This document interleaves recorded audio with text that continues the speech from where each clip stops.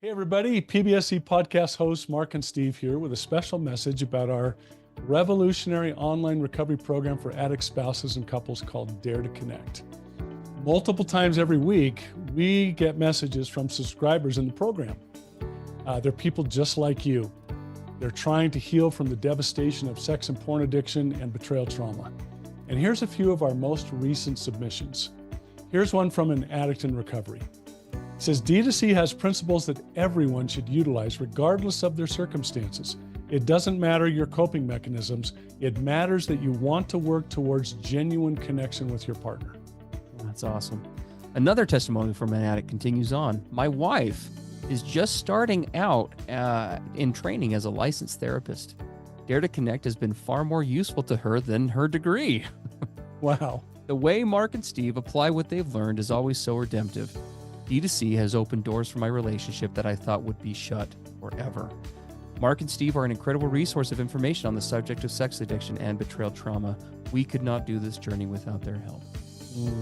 Here's one from a partner who's been with us for nearly a year. I want you both to know that it is because of you guys and D2C that I'm able to be in the place that I am today. I will always be grateful to you both for your feedback and prompt replies to my questions. I can't even come close to putting it into words how valuable my time spent with y'all this past year has been to my life. Thank you for everything you taught me about betrayal trauma and boundaries and thinking errors and loving myself and making myself a priority and standing up for myself. Love that submission. And then as we close out here today, guys, one more account from another addict in recovery. I wish I had a platform like this 14 years ago where I could have learned and done the hard work of recovery before I had done all this damage to myself and to my spouse. And to be candid with all of you, that's exactly why we created Dare to Connect. Mark and I found ourselves in that place.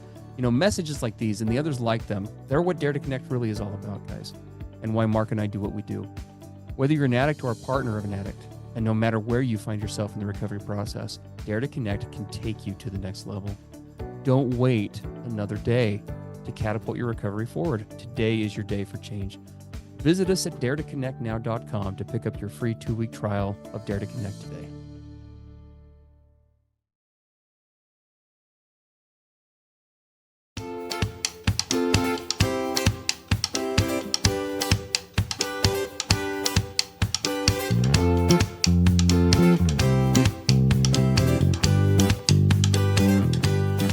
Hey everybody, I'm Steve Moore.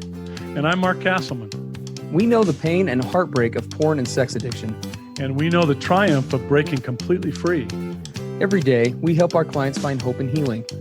Join us in the fight to take back your life, your marriage, and be stronger than ever. This is the PBSC Squared podcast.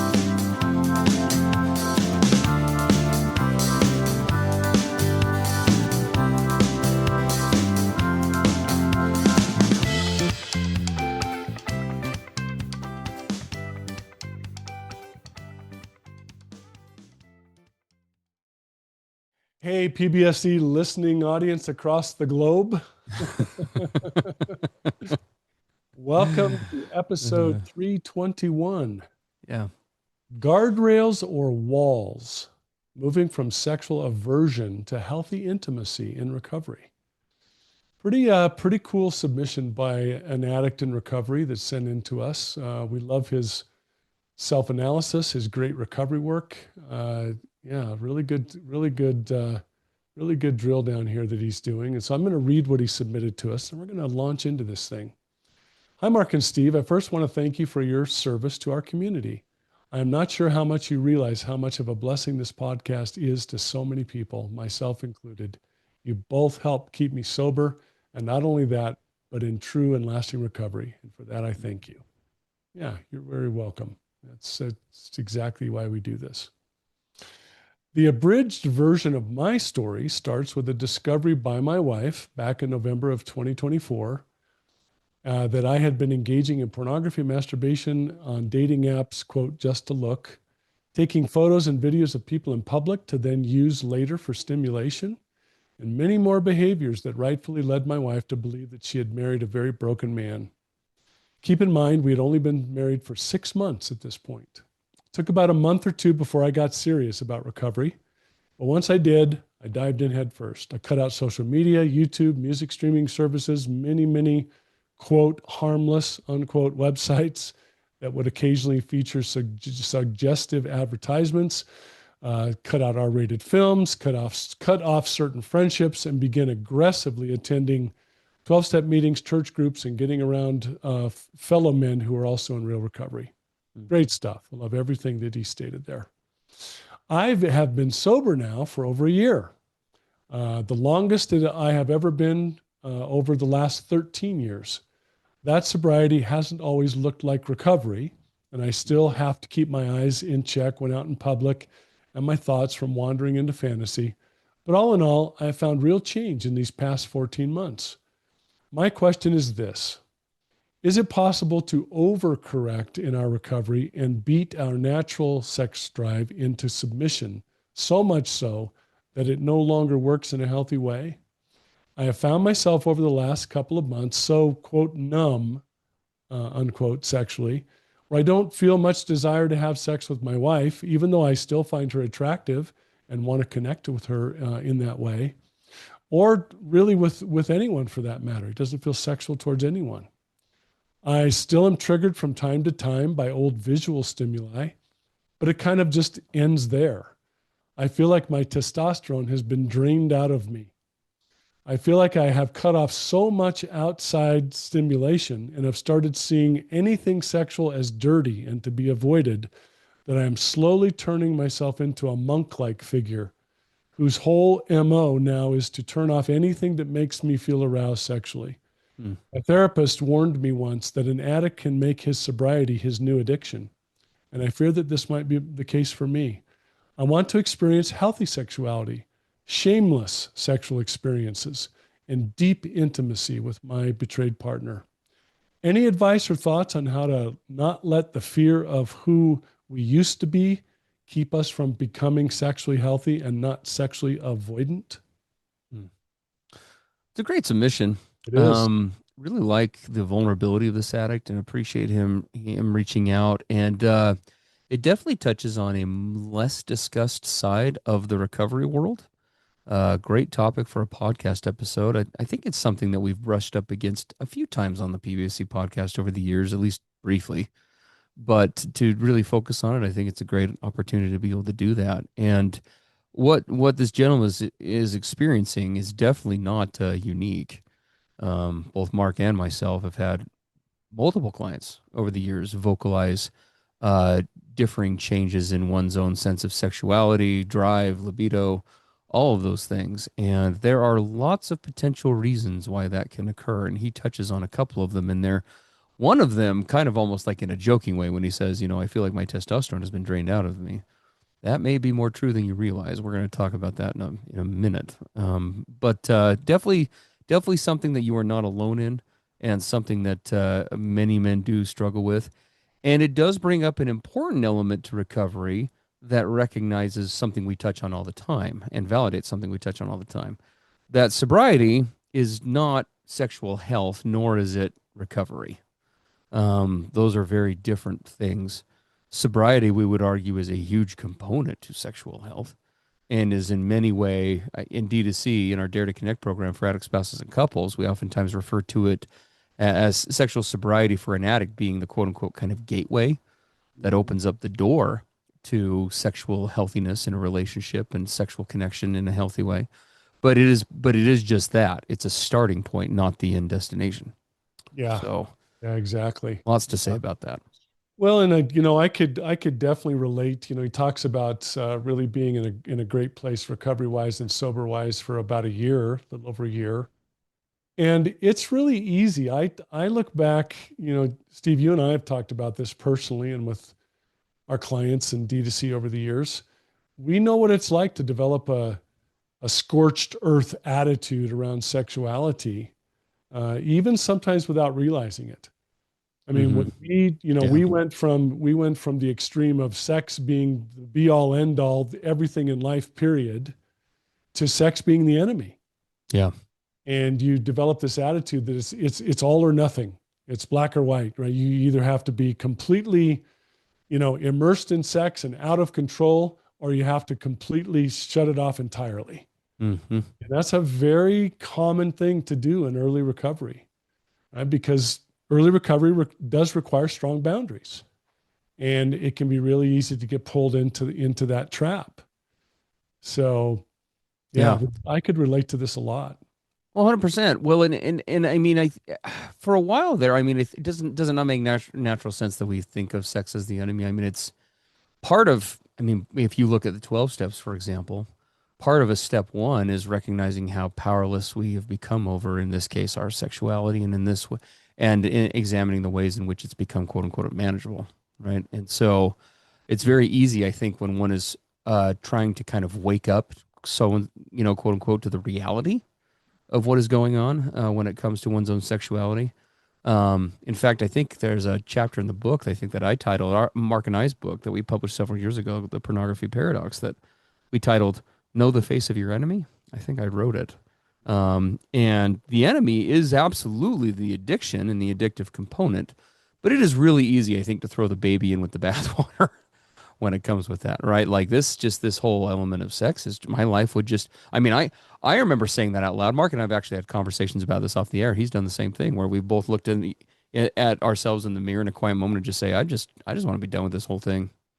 Like, this just isn't worth it. Oh It yeah, just, I mean, you and I have also talked about that we this wasn't just hyperbole. It was different parts in our early recovery where we said, just castrate me. yeah. I remember Googling chemical castration.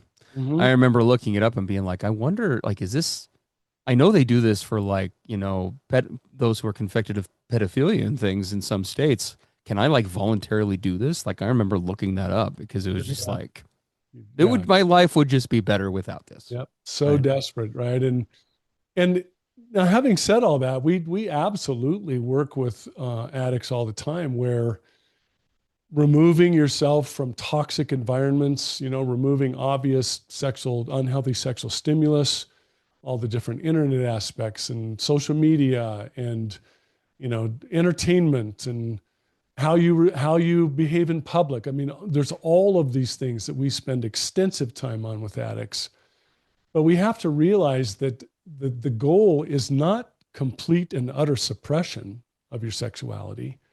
It's to practice what we would call integration. I want to become integrated. I want my sexuality to harmonize within myself with my value system, with Mm. who and what really matters most to me. I want to become a man of honor and honesty and integrity. So I want complete suppression. I want integration. And it's really hard in early, even in mid-range recovery, to know where is that line. It's pretty tough. Yeah. Well, and figuring out, right, how can I take something that has historically been so destructive, right? And is there a place where I could reintegrate this back into my world, right? Where it isn't not only not destroying my life, but gosh, maybe it could even enhance it. Is Well, that possible, right? and I remember, we kind of put in our notes here this concept of this pendulum swing, the big pendulum swinging. And we went from a life dominated by complete sexual compulsion, like practically 24/7. And then the pendulum swings all the way over to the opposite side, which is complete and utter avoidance.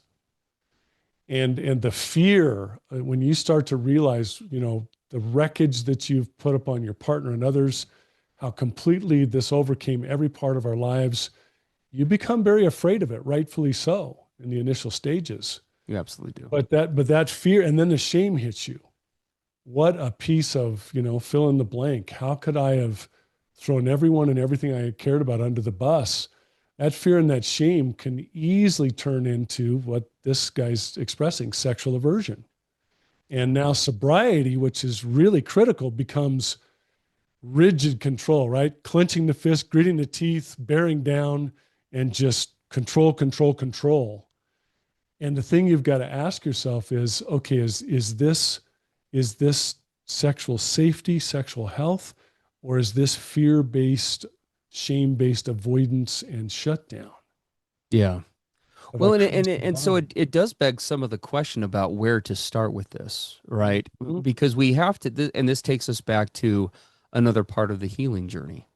I've talked about, I think on here more than once about, and when I look back on the early years, like the first 5 years of recovery, emotionally speaking, year one was easier than years 2 and 3. Oh, I totally agree with that. You know, year one was all focused on sobriety and kind of checking boxes and, Mhm. living very rigid. And as I did that, and started to practice, little elements of emotional vulnerability, that's when it got tough because then it was like starting to connect with the pain that I'd caused, not just to my partner, which was huge, not just to Brittany, but to myself. Mhm. Looking back at all the lost opportunities, the lost time, the years spent feeling guilty and bad and not having courage to not just engage in my marriage better or in my relationship with my partner, but in all the other things that addiction had robbed me of, right? Self-confidence, self-worth, possible work opportunities, promotions. I mean, just the whole thing. Yeah, And it's very common to spend that first, the first handful of months, year, or even longer, where your whole focus is on the symptomology of this whole thing, which is your acting out behaviors. Those are the symptoms. But when you start to realize that, am I ready to dig under the symptoms and peel back the layers to see what keeps feeding this? Why mhm, do I keep going here? And when you start to confront that, that's when, as you said, it gets, quote, worse. Right? yeah. Yeah, it becomes very tough and it can be really unnerving because in many ways we are. I think in last week's episode we used the Indiana Jones analogy about running from the boulder and Raiders of the Lost Ark Mhm. and what that's made up of and how addicts are just perpetually escaping. Well, part of this process is when you let the boulder run you over and you start to confront what you've just been running from. And some of that has to do with sexual addiction. Some of it has to do with sexual shame, but so much of it is linked to other things. And if we haven't done the work to heal around that shame, whether it's the damage we caused others, the damage we caused ourselves, making amends, cultivating forgiveness with self, working things out with a higher power if we need to, if we haven't come to that place where we have, I guess, for lack of a better term, I would say, if we haven't found a resolution to those emotions, it's very difficult, I think, to move forward in a healthy sexual journey because Yeah, that stuff tends to plague us and it tends to hold yeah, us back. And yeah. and you add that in with the natural fear again of going back there. And that can be, I mean, think about a healthy sexual experience, not what you've seen in videos or, in the movies or whatever, but think about a healthy sexual experience that you've either experienced or been told about or you heard us talk about in here on the podcast or in Dare to Connect. Those experiences are all about connection, being present, being shame free, being almost childlike, not in terms of a mentality, but childlike in terms of just how vulnerable we are and connected with one another. None of those things square with shame or fear. They don't. I mean, No. it completely that list of emotions run, and then you hold that up to fear or shame. They run completely counter to culture. Like those will not exist in the same room. Mm-mm. So obviously, this could be very disruptive to Yeah. not just the addict, but frankly to the we we've worked with many partners over the years who have expressed frustration around that. Finally, he's better. And now we can't even enjoy this thing we've worked so hard on, right? Yeah. Like, Yeah. Hey, everybody. PBSC podcast hosts Mark and Steve here with a special message about our revolutionary online recovery program for addict spouses and couples called Dare to Connect. Multiple times every week, we get messages from subscribers in the program. They're people just like you. They're trying to heal from the devastation of sex and porn addiction and betrayal trauma. And here's a few of our most recent submissions. Here's one from an addict in recovery. It says D2C has principles that everyone should utilize regardless of their circumstances. It doesn't matter your coping mechanisms. It matters that you want to work towards genuine connection with your partner. that's awesome. Another testimony from an addict continues on. My wife is just starting out in training as a licensed therapist. Dare to Connect has been far more useful to her than her degree. Wow. The way Mark and Steve apply what they've learned is always so redemptive. D2C has opened doors for my relationship that I thought would be shut forever. Mark and Steve are an incredible resource of information on the subject of sex addiction and betrayal trauma. We could not do this journey without their help. Here's one from a partner who's been with us for nearly a year. I want you both to know that it is because of you guys and D2C that I'm able to be in the place that I am today. I will always be grateful to you both for your feedback and prompt replies to my questions. I can't even come close to putting it into words how valuable my time spent with y'all this past year has been to my life. Thank you for everything you taught me about betrayal trauma and boundaries and thinking errors and loving myself and making myself a priority and standing up for myself. Love that submission. And then as we close out here today, guys, one more account from another addict in recovery. I wish I had a platform like this 14 years ago where I could have learned and done the hard work of recovery before I had done all this damage to myself and to my spouse. And to be candid with all of you, that's exactly why we created Dare to Connect. Mark and I found ourselves in that place. Messages like these and the others like them, they're what Dare to Connect really is all about, guys, and why Mark and I do what we do. Whether you're an addict or a partner of an addict, and no matter where you find yourself in the recovery process, Dare to Connect can take you to the next level. Don't wait another day to catapult your recovery forward. Today is your day for change. Visit us at daretoconnectnow.com to pick up your free 2-week trial of Dare to Connect today. Well, and as we kind of, wrap up on how this is really normal, what he's describing, going from sexual hesitation or, understanding the sexual hesitation or aversion. And this was a big deal for me, and I studied the neuroscience of this for years just to try to understand it.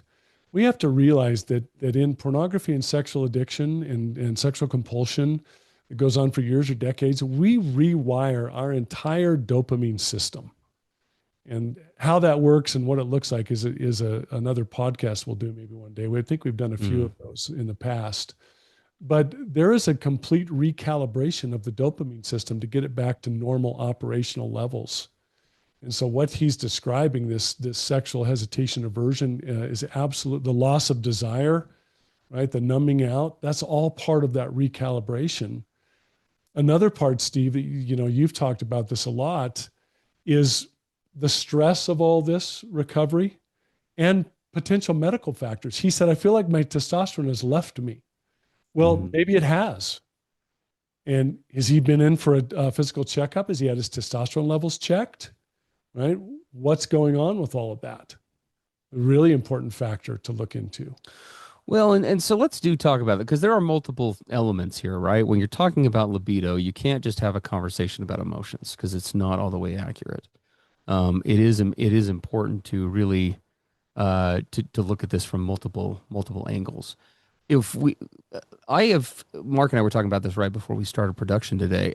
It has been really surprising to me over the years as I've worked with guys, a couple of factors. The first, I guess it shouldn't be surprising. This first one shouldn't be surprising, but because of how well we provide self-care to ourselves, or the lack thereof, specifically as addicts.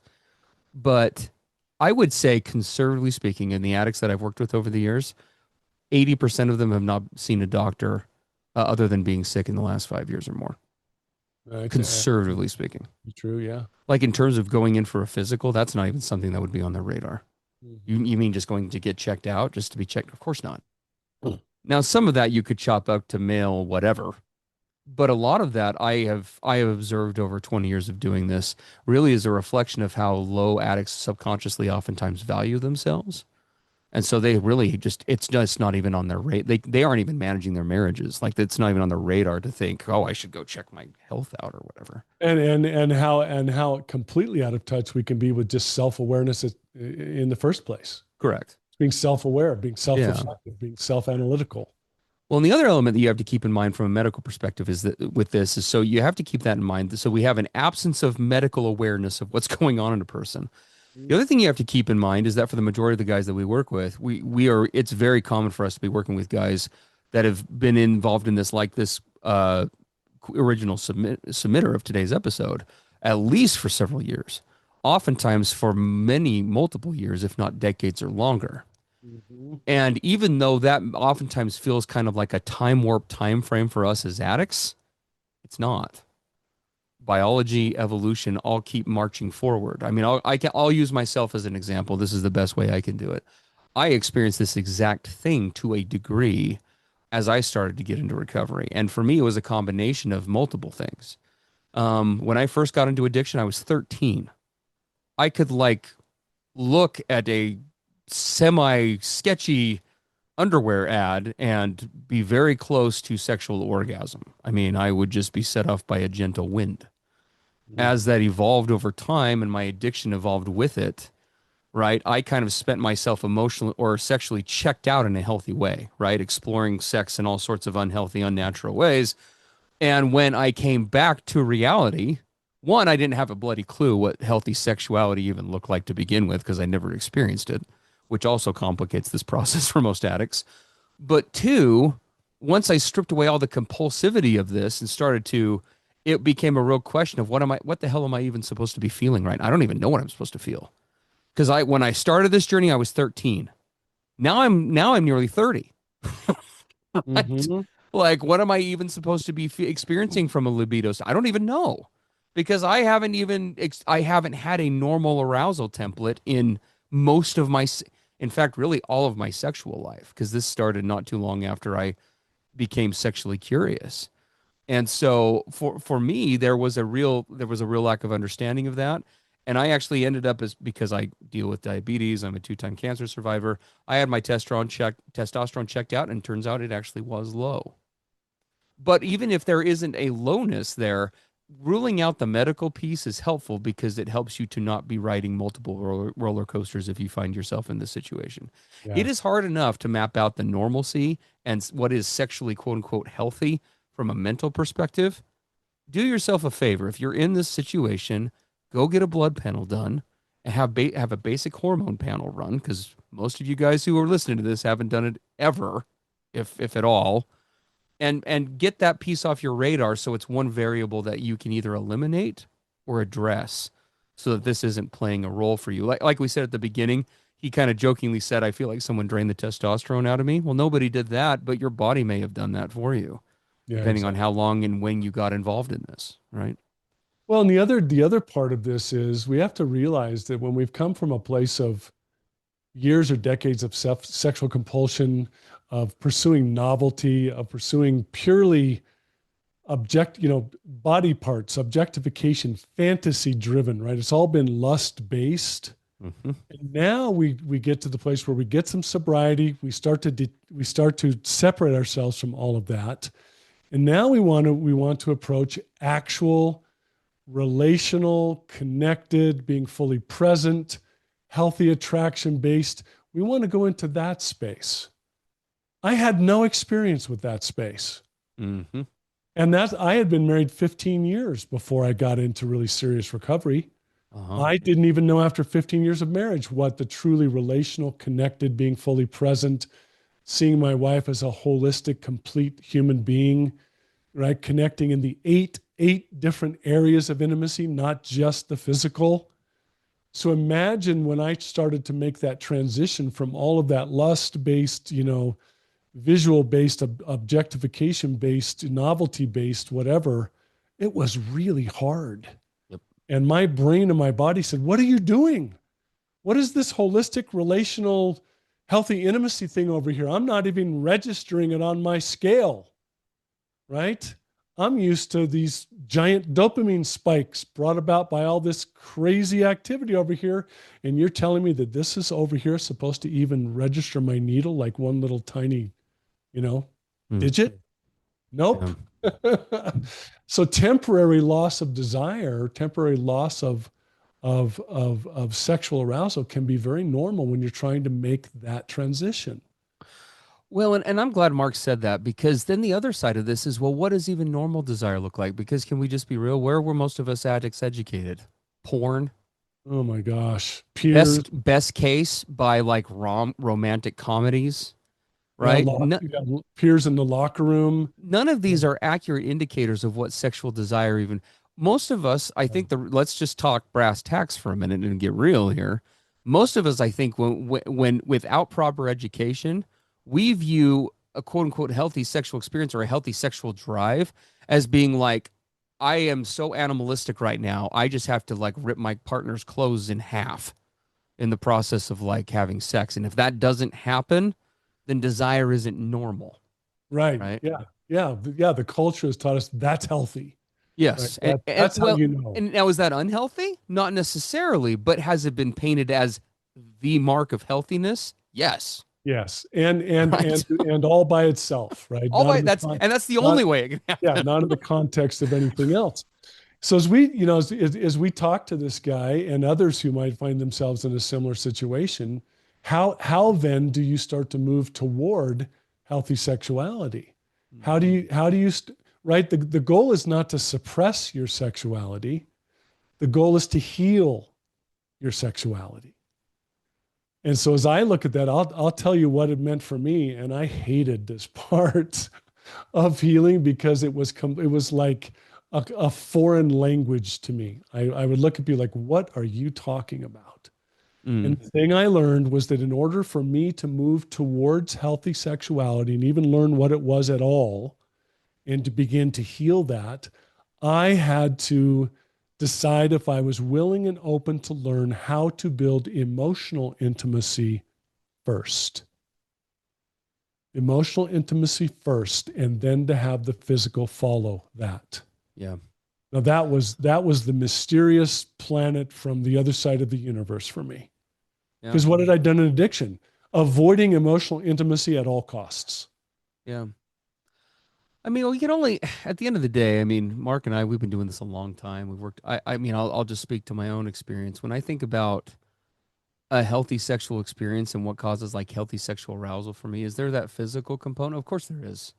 Yeah. But the healthiest physical or the healthiest sexual experiences that I have with my wife these days, I would say less often are led out by the physical libido side and more led out by, I would call it the appreciation side, Yes. I think is what I would say. Appreciation. That's not in my notes, but that's what I would Yeah. say. Emotional Um, closeness. We're connecting in yeah, just a so feeling many of just ways. yeah, Yeah. where we're connected. I am able to see her and respect her. I'm seeing her as she is. I'm seeing her as a whole person, right? And all of those things combined are what create that arousal. Whereas again, back in the day, it was. I mean, of course, I thought my wife was great and everything, but it was all libido led, right?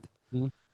And so there is a real shift there. And so for this guy and anyone else listening to this part of the discussion, we hope that you're paying close attention to because I've worked with more than one guy who have vocalized something similar where they feel like something's wrong because they're not experiencing that animalistic whatever, right? Yeah.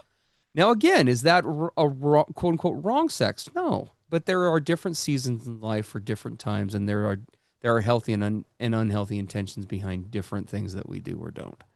Yeah. And being able to recognize how that evolution happens and allowing it to evolve is part of this process. I would use a term that Mark uses oftentimes, giving yourself grace in recognizing that when it comes to healthy sexuality, every addict that we work with, I mean, me, again, got into this mess at 13, right as I became sexually curious. From a sexual experience perspective, health wise, I'd had healthy sexual experiences with Brittany, but they were intermittent, right? In terms of any sort of sustained cultivation, right, of over time of what a relationship, how a sexual relationship was supposed to evolve like over time, I didn't know anything. I know anything. Yeah. Yeah. And what I saw really change for me, which was completely new. Sex had been, reaching climax, all the things to get to that climactic experience was the be all end all, the full focus of whatever else you did was to get to that place. Yeah. Yeah. Now I found myself in a place where I was like, you know what? We're enjoying all this other connection and appreciation and serving one another and facing real life. And, we talk about the 8 areas of intimacy. There's all these 7 other areas of intimacy. I remember the first time I experienced physical sexual intimacy with my wife as a culmination and celebration and outcome of all the other ways we were connected. It blew my mind. Yeah. It wasn't a be all end all, narrowly focused goal. It just came out of all the other ways that we were enjoying each other and serving each other and sacrificing for each other and we would look at each other and say, you know what? I really feel so close to you. I feel like we could, would you like to go be together and celebrate this relationship? Yeah, I think I would. Oh, okay. That was never how it worked for me Oh during no. my addiction No. years. Well, and I'm glad that you said that, Mark, because the expression piece here is critical. And here again, we'll just give a caveat. This is where your shame issues, if they're present, are going to come up, right? I mean, Mhm. and Mark and I know that voice well. I don't have the right to enjoy sex anymore. I over enjoyed it my whole life. Yep. I don't have a right. I don't have a right to do that. I certainly don't have a right to enjoy sex with my partner. That's for damn sure. Because I've caused all this damage and all this harm. But that's where we have to do that work outside of the bedroom to on the shame piece, on the connection piece, on finding forgiveness and reconciliation with a partner. But then once we've made that journey, well, now we move into the highest form of intimacy that Mark and I talk about and Dare to Connect. We actually have a course on lust versus healthy appreciation.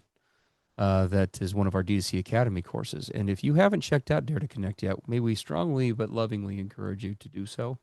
Uh, 3 sessions a week, 30 some odd hours a month of content, not to mention all of our recorded D2C Advanced Academy courses, like the one I'm talking about right now. All of those can be had for you, along with live interaction with us, getting questions answered, a live interactive forum where you can interact and engage with other addicts and partners who are going through the same thing you are in right now. Come grab a 2-week free trial at daretoconnectnow.com. We'd love to have you come check that out and see how it can elevate your recovery experience. But in that course that I'm talking about, we talk about the highest form of intimacy being creation. And that doesn't mean creating people necessarily, although that certainly is a byproduct of sex. What we're talking about there is creating, meaning, well, now we get to build this relationship. We've spent all this time repairing, right? We spent all this time repairing and fixing and whatever. Well, now we get to decide what it's going to be. And that just doesn't apply in all the other areas of intimacy. It applies sexually too. Yeah. Sitting down with your partner and in a safe but consenting and transparent way, we encourage partners when all those guardrails are in place and you're in tune with what boundaries are healthy for you and your partner is the same. A coupleship should express and experiment and figure out what works for them and what is most authentic for them. That's that we encourage and recommend giving yourself permission and giving yourself grace to try to do that, because not everything will be successful. Not everything is going to work, but that's part of the creative stage of a relationship, is being able to come together as a couple, whether it's sexually or otherwise, and be able to say, let's try this and see how it goes and see how that speaks to us. And I think that's probably one of the most amazing stages of this whole process. It feels extremely foreign to an addict because it is the polar antithesis of everything we used to do. Yeah, it was all reactive, impulsive in the moment. The urge hits, I act on it. I'm When it wasn't triggered. even just that, it was destructive. It was Yeah, distancing. It was all of those it was things. all those things. And Yeah. so it can be very scary to go down this road. But again, we'd encourage couples as they get to that space, because that is different for every couple and takes time. But when you get there, to be able to give yourself grace and be able to, for you and your partner, to be able to say, look, neither one of us is probably super good at this right now because of all the stuff that we've been through, all the stuff I've put us through. Let's try to figure it out together. Maybe the way we could have a long time ago if it had been more healthy. Yeah, I love the concept of authentic, healthy sexual collaboration. Yeah. I mean, that's the space of creation. This sexual relationship, this intimacy gets to be what we want it to be. Yes. Right? And now I, as an addict who am in good recovery, I understand my intentions around this. I understand how I approach you and whether it's from a place of integrity and real holistic caring and love. Let's celebrate this. Let's make this into what we both want it to be. So we replace suppression with mindful awareness, mindful presence, right? And Steve, as we kind of wrap this up, so guardrails are good. It's walls that are not. Yeah. And I hear this guy saying he's got a lot of walls. right? But we love all of the concerns he's expressed. They really do reflect a growth process and a growth journey that he's in the midst of, and we applaud him for that. Which is He's great. even expressing these concerns, and this self-awareness is awesome. For most addicts, I mean, this is real growth and real shifting It from what is. we used to do. It is. So that's excellent. Yeah. Well, everybody, we love you. We appreciate you. Thank you for your patronage on the podcast. We always appreciate you tuning in each week. We hope that you find these episodes helpful. As always, we strongly encourage you to come and join us. Join us. Got to be a movie quote somewhere. Join us. Come join us at Dare to Connect. DareToConnectNow.com. You can grab a 2-week free trial of the program. We'd love to have you come join us and see what all the excitement's about over there and level this process up for you and your partner. Don't wait. Let 2026 be the year, or 2027 or 2028, whenever you listen to this podcast down the road. Let that be your year. Okay. Yeah. And then if you would like to submit questions to the podcast, you're always welcome to do so by going to that same site. And if you really want to bypass Dare to Connect, which we don't recommend, but you can click on the PBSC podcast logo up at the top and then submit a question to us that way, and we will get to those. We're running somewhere between 4 and 6 weeks on a backlog on those, and we will if it's something that works, we'll post up. So Yeah. Thanks for being with us here once again. Appreciate all of you all over the planet. And we'll look forward to seeing you in our next episode, or if you decide to come to DC, we'll see you right away. All right. Take care, guys. Everything expressed on the PBSC podcast are the opinions of the hosts and the participants and is for informational and educational purposes only. This podcast should not be considered mental health therapy or as a substitute thereof. It is strongly recommended that you seek out the clinical guidance of an individual qualified mental health professional. If you're experiencing thoughts of suicide, self-harm, or a desire to harm others, please dial 911 or go to your nearest emergency room.